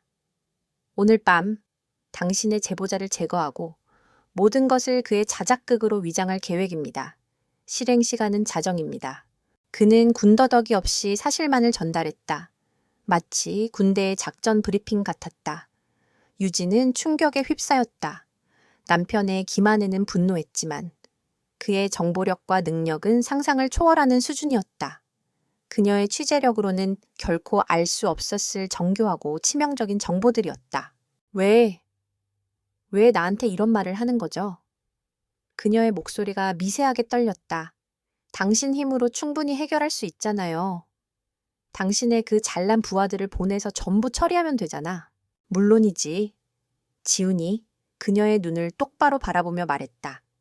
내 사람들을 보내서 그들을 전부 죽여버릴 수도 있어. 하지만 그럼 당신의 제보자는 겁에 질려 영원히 숨어버리겠지. 원본 장부도 사라질 거고. 당신의 보도는 증거 없는 의혹으로 전락하고. 서유진이라는 기자의 인생도 그걸로 끝장나. 그의 말은 비수처럼 날아와 유진의 가슴에 박혔다. 그는 그녀의 가장 아픈 곳을 정확하게 꿰뚫어 보고 있었다. 당신의 도움이 필요해. 제보자가 믿는 유일한 사람은 당신이야. 우리가 힘을 합쳐 그를 구해내고 장부를 확보해야 해. 그리고 이 모든 과정이 법적인 정당성을 잃지 않도록 만들어야 해. 그러려면 우리가 함께 움직여야만 해. 유진은 선택의 기로에 섰다. 개인적인 분노와 배신감 때문에 자신의 모든 것을 건 취재를, 그리고 한 사람의 목숨을 포기할 것인가? 아니면 자신을 기만한 남자와 손을 잡고 더 큰 정의를 실현할 것인가? 기자 서유진에게 그 답은 정해져 있었다. 고통스럽지만 명백했다. 그녀는 깊은 한숨을 내쉬고는 결심한 듯 지훈을 바라보았다. 그녀의 눈에 더 이상 분노의 눈물은 없었다. 차가운 이성과 결단력만이 남아 있었다. 좋아요, 강 회장. 그녀는 의도적으로 그를 회장이라고 불렀다. 하지만 분명히 해두죠. 이건 어디까지나 비즈니스예요. 양민준을 무너뜨리기 위한 일시적인 협력 관계일 뿐이라고. 이 일이 끝나면. 우리 사이도 그걸로 끝이에요. 그녀의 말은 차갑고 단호했다. 지우는 고통을 숨긴 채 담담하게 고개를 끄덕였다. 알아. 거래는 성립되었다. 불안하고 위태롭지만. 세상에서 가장 강력한 연대가 그렇게 시작되었다. 두 사람은 개인적인 감정을 억누른 채 제보자 구출 작전을 계획하기 시작했다. 지우는 거대한 판을 짜는 전략가였고 유진은 핵심을 꿰뚫는 승부사였다.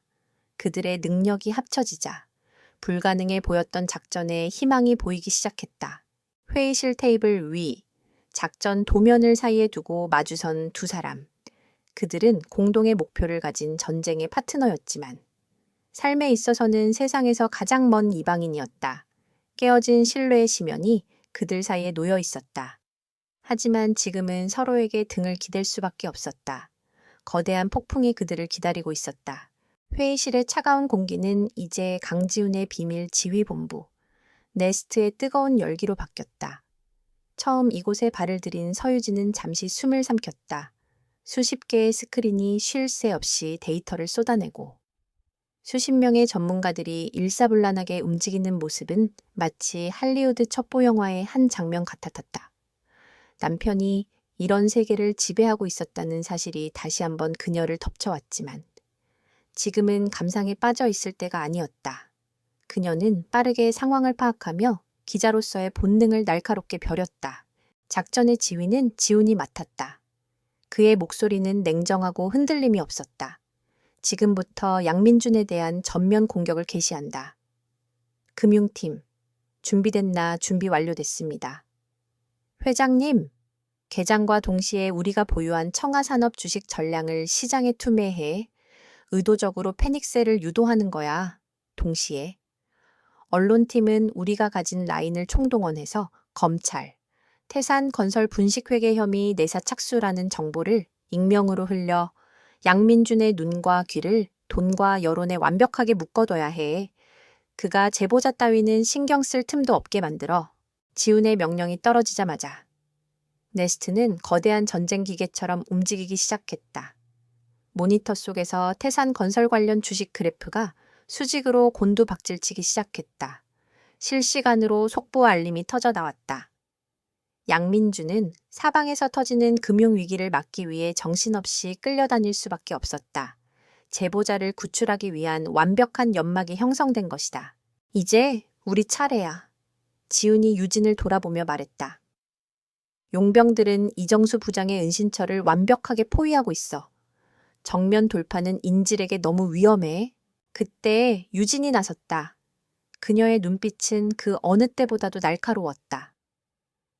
이정수 씨는 극도로 의심이 많은 사람이에요. 당신의 부하들이 나타나면 오히려 인질극을 벌일 수도 있어요. 하지만 저는 믿을 겁니다. 그리고 그가 예전에 제게 만일을 대비한 비상탈출로를 만들어 놨다고 말한 적이 있어요. 숲으로 연결되는 낡은 지하 저장고라고 했어요. 유진이 내놓은 정보는 지훈의 팀조차 파악하지 못했던 결정적인 단서였다. 그의 완벽한 정보망에 유진의 인간적인 취재력이 더해지는 순간이었다. 지훈은 잠시 유진을 바라보았다. 적대적인 파트너가 아닌 신뢰할 수 있는 동료로서의 눈빛이었다. 두 사람은 즉시 새로운 작전을 수립했다. 지훈의 보안팀이 정문 근처에서 위장교통사고를 일으켜 용병들의 주의를 끄는 사이 지훈과 유진 두 사람이 직접 숲을 통해 은신처의 후방구로 침투. 지하 저장고를 통해 제보자를 구출한다는 계획이었다. 두 사람 모두에게 목숨을 건 위험한 임무였다. 밤이 깊어지고 두 사람은 작전 지점으로 향했다. 차 안에는 무거운 침묵이 흘렀다. 하지만 이전의 분노에 찬 침묵과는 달랐다. 서로의 숨소리까지 의식하는 전후회와도 같은 긴장된 침묵이었다.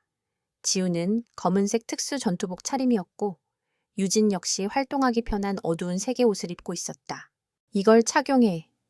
지훈이 작은 이니어 이어피스를 그녀에게 건넸다. 어떤 상황에서도 내 지시에 따라 절대 단독 행동은 안 돼. 유진은 말없이 이어피스를 귀에 꽂았다. 작전은 계획대로 시작되었다.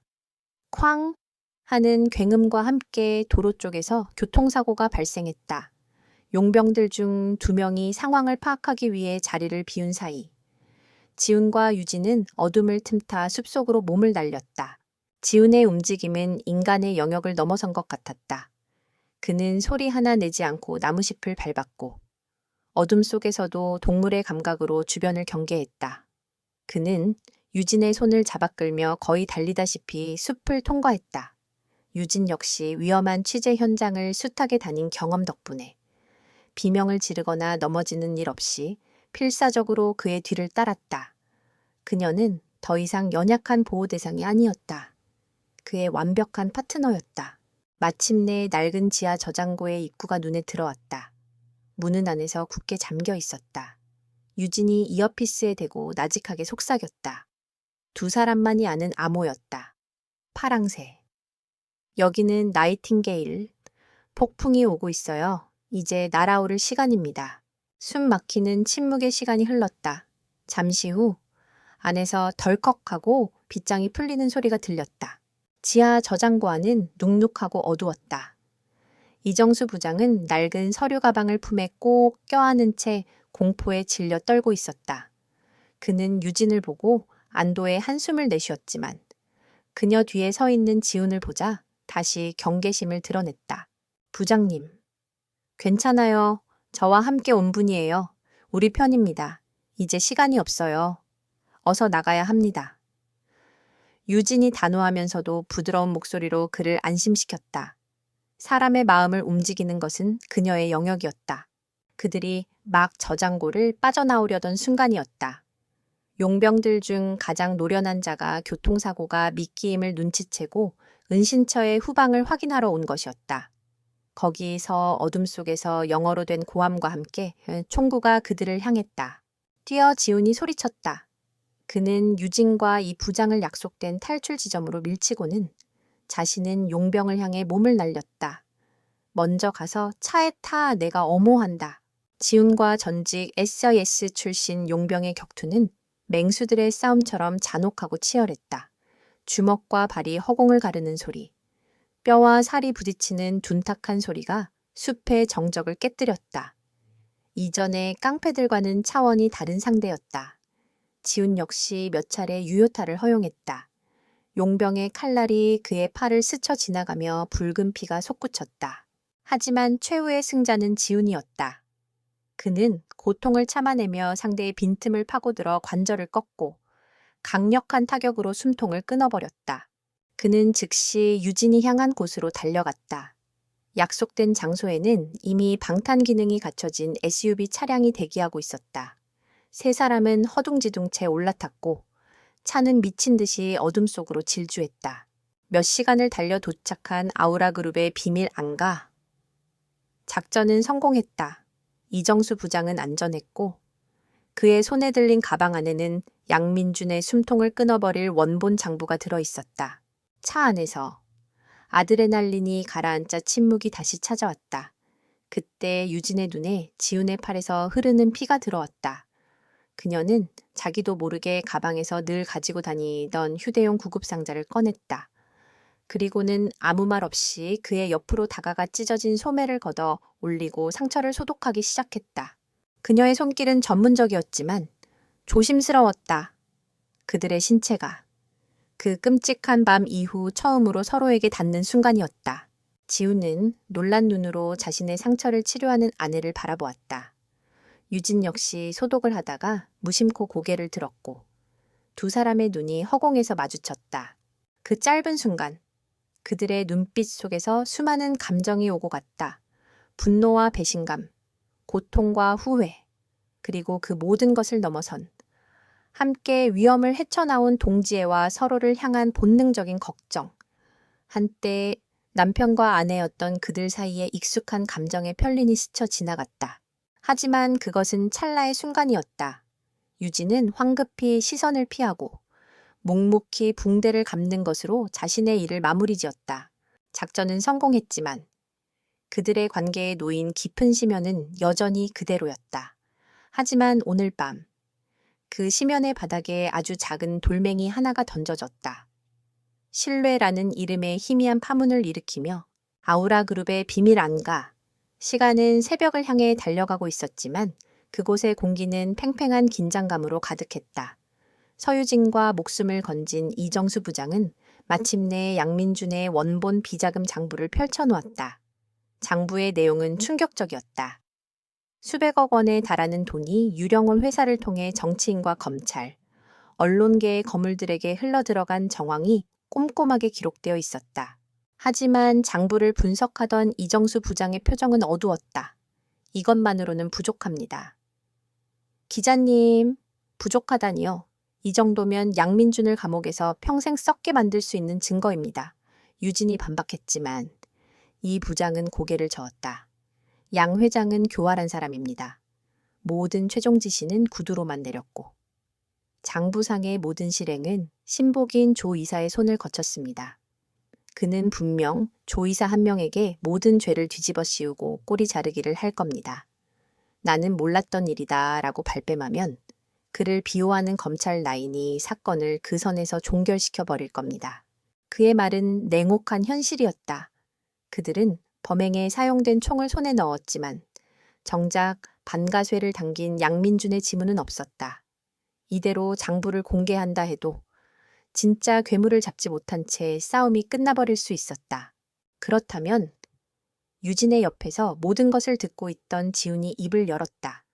그의 눈은 그 어느 때보다도 차갑고 명료하게 빛나고 있었다. 호랑이를 잡으려면 호랑이가 스스로 셔터 앞에 서게 만들어야지. 새로운 작전이 수립되었다. 양민준을 완벽하게 끝장내기 위한 마지막 함정. 그들은 더 이상 증거를 찾는 것이 아니라 양민준이 스스로 자신의 죄를 자백하게 만들기로 했다. 작전의 미끼는 서유진이 맡았다. 그녀는 JBC 방송국을 통해 긴급 속보를 예고했다. 태산건설 양민준 회장의 육성이 담긴 마지막 증거. 내일 밤 9시 생방송에서 단독 공개. 이 예고는 대한민국 전체를 뒤흔들었다. 동시에 지훈의 정보팀은 그들이 장악하고 있는 양민준의 정보 라인에 거짓 정보를 흘렸다. 제보자 이정수가 서울의 한 호텔에서 서유진과 함께 생방송 화상 연결을 준비 중이며 원본 장부도 그곳에 있다는 내용이었다. 모든 판이 깔렸다. 양민준이 방송을 막기 위해, 그리고 자신의 유일한 약점인 원본 장부를 회수하기 위해 그 호텔로 직접 움직이게 만들려는 고도의 심리전이었다. 그들이 준비한 호텔방은 평범해 보였지만 사방에 초소형 카메라와 마이크가 설치된 거대한 무대였다. 약속된 방송 당일 밤, 서울의 모든 눈과 귀가 JBC 방송국으로 쏠려 있었다. 지훈과 그의 팀은 호텔 맞은편 건물에 위치한 작전 통제실에서 수십 개의 모니터를 통해 상황을 지켜보고 있었다. 유진은 방송국 스튜디오에서 차분하게 마지막 대본을 점검하고 있었다. 두 사람은 이어피스를 통해 연결되어 있었지만 그들의 대화에는 사적인 감정이 전혀 섞여 있지 않았다. 오직 작전에 대한 이야기뿐이었다. 방송 시작 30분 전, 마침내 호랑이가 함정으로 들어왔다. 예상대로. 극도의 불안과 편집증에 사로잡힌 양민준은 다른 누구도 믿지 못하고 직접 호텔 방으로 나타났다. 그의 뒤에는 조 이사가 따르고 있었다. 이정수, 그 배신자놈 어딨어? 양민준이 방 안을 둘러보며 소리쳤다. 하지만 방은 텅 비어 있었다. 오직 테이블 위에 노트북 한 대만이 켜져 있을 뿐이었다. 함정임을 직감한 양민준의 얼굴이 분노로 일그러졌다. 그가 노트북을 부셔버리려고 다가간 순간 화면이 환하게 켜졌다. 화면에 나타난 것은 이정수 부장이 아닌 JBC 스튜디오에 앉아있는 서유진의 모습이었다. 안녕하십니까? 양민준 회장님. JBC 특별 생방송 오늘 밤은 조금 일찍 시작하게 됐습니다. 그리고 첫 번째 게스트는 바로 회장님이십니다. 유진의 말이 끝남과 동시에 호텔방의 모든 조명이 켜지며 숨겨져 있던 카메라들이 모습을 드러냈다. 방 안에 설치된 대형 스크린에는 당황하고 분노하는 양민준 자신의 얼굴이 전국에 생중계되고 있는 모습이 비쳤다. 이 개 같은 양민준은 자신이 완벽한 함정에 빠졌음을 깨달았다. 그가 하는 모든 말, 모든 행동이 이제 전 국민에게 생중계되고 있었다. 유진은 스튜디오에서 차분한 목소리로 그를 압박하기 시작했다. 회장님, 누군가를 찾고 계셨던 것 같군요. 혹시 이정수 부장과 그의 비자금 장부를 찾으러 오셨습니까? 바로 그때 호텔 방의 문이 열리고 강지훈이 들어섰다. 그는 더 이상 과묵한 운전기사가 아니었다. 압도적인 카리스마를 뿜어내는 아우라 그룹의 회장. 그 본연의 모습이었다. 양민준 회장. 당신의 더러운 연극은 이제 끝났어. 양민준은 지훈을 보고 경악을 금치 못했다. 강지훈, 내 놈이었나? 이 모든 것을 꾸민 게. 이제 대결은 삼자구도가 되었다. 스튜디오의 유진이 그의 범죄를 조목조목 폭로했고 현장의 지훈이 그의 살인교사 시도를 압박했다. 사면촉에 몰린 양민준은 마침내 이성을 잃었다. 그는 더 이상 자신을 포장하지 않았다. 평생을 군림해온 제왕의 오만함과 분노가 폭발했다. 그래, 내가 했다. 그래서 뭐 너희 같은 존벌레들이 감히 날 건드려? 이 나라는 내 돈으로 돌아가는 거야. 내가 비자금을 만들든 사람을 죽이든. 그건 너희들이 상관할 바가 아니라고. 그의 광기 어린 외침은 그 어떤 증거보다도 확실한 자백이 되어 전파를 타고 전국으로 퍼져나갔다. 그가 유진과 지훈을 향해 저주를 퍼붓는 순간 호텔 방의 문이 거칠게 열리며 수십 명의 특수검찰 수사관들이 들이닥쳤다.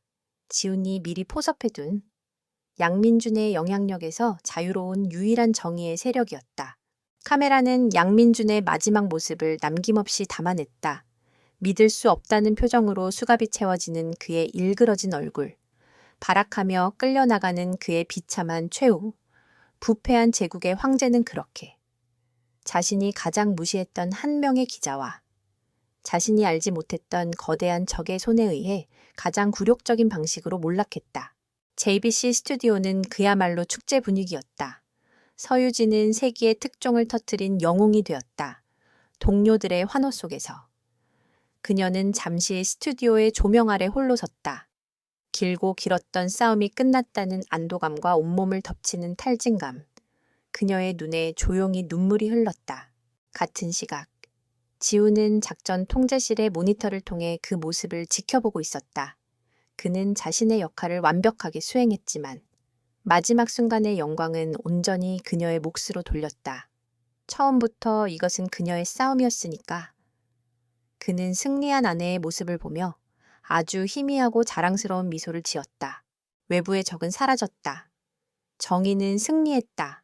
하지만 스튜디오의 카메라를 응시하는 유진과 스크린을 통해 그녀를 바라보는 지훈 사이에는 여전히 건널 수 없는 깊은 강이 흐르고 있었다. 그들은 함께 전쟁에서 승리했지만 이제 각자 자신의 삶에 남겨진 폐허를 마주해야만 했다. 양민준이 몰락하고 일주일이 흘렀다. 대한민국은 태산 게이트의 후폭풍으로 연일 시끄러웠지만 폭풍의 중심에 있었던 서유진은 모든 스포트라이트를 뒤로하고 휴가를 냈다. 그녀는 영웅이 되었지만 승리의 기쁨을 누릴 수 없었다. 그녀는 그들의 첫 보금자리였던 옥탑방에 머물렀다. 가장 행복했던 추억과 가장 고통스러웠던 상처가 공존하는 곳. 그녀에게는 모든 것을 정리할 시간이 필요했다. 강지훈 역시 자신의 자리에서 모든 것을 정리하고 있었다. 태산 건설의 붕괴로 인한 시장의 혼란을 수습하고 부패의 사슬에 엮여 있던 자들을 법의 심판대에 세우는 보이지 않는 전쟁을 마무리 지었다. 그리고 그는 마침내 남편으로서 마지막 전쟁을 치르기 위해 아내에게로 향했다. 그는 화려한 차도 값비싼 선물도 없이 혼자서 낡은 옥탑방의 계단을 올랐다. 문을 열자 옥상 난간에 기댄 채 서울의 야경을 바라보는 유진의 뒷모습이 보였다. 지우는 조용히 그녀의 곁으로 다가갔다. 두 사람 사이에는 오랫동안 무거운 침묵이 흘렀다. 먼저 그 침묵을 깬 것은 지훈이었다. 그는 변명으로 시작하지 않았다. 진심 어린 사과였다. 미안해. 그의 목소리는 낮게 잠겨 있었다. 당신의 신뢰를 깨뜨렸어. 당신을 바보로 만들었고. 상처 줬어. 나는 당신을 잃을까봐 두려워서 가면 뒤에 숨었던 비겁한 남자였어. 내가 한 짓에 대해서는 어떤 변명도 할 수 없어. 내가 다 잘못했어. 유진은 돌아보지 않았다. 그녀의 목소리는 폭풍이 지나간 후의 고요함처럼 차분했다. 가장 힘들었던 게 뭔지 알아요? 거짓말이 아니었어. 외로움이었지. 그녀가 천천히 입을 열었다. 나는 온 세상과 홀로 싸우고 있다고 생각했어요. 그런데 내 남편. 내 편이 되어줘야 할 단 한 사람이 바로 내 옆에 있었는데도 나는 그걸 몰랐어. 내 인생에서 그렇게 외롭고 비참했던 순간은 없었어요. 그녀의 말은 지훈의 심장을 날카롭게 파고들었다. 그는 이제야 자신이 무엇을 잘못했는지 뼈저리게 깨달았다. 문제는 그의 기만적인 시험이 아니었다. 그 시험으로 인해 아내가 느껴야 했던 지독한 고독감이었다. 당신 말이 맞아. 지훈이 힘겹게 말했다. 나는 당신의 싸움을 지켜주려 했던 게 아니라 방해하고 있었던 건지도 몰라. 당신의 능력을. 당신의 힘을 믿지 못했던 거야.